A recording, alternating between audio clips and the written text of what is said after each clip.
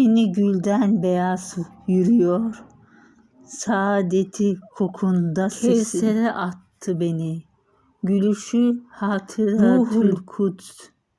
Ay üzerinde adı, bir cennetten bir dünyaya Muhammedül Kudüs.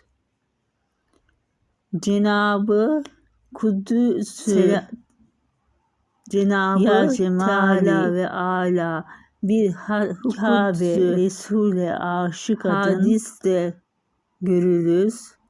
Ümmeti dudaklarıyla şarabı içiliyor, ölümsüzdür artık. Hayratul Kuds. Kevseri dur beyaz, zalime hamiye. Et tırnaktan ayrılmaz, kafirin yeri haviye.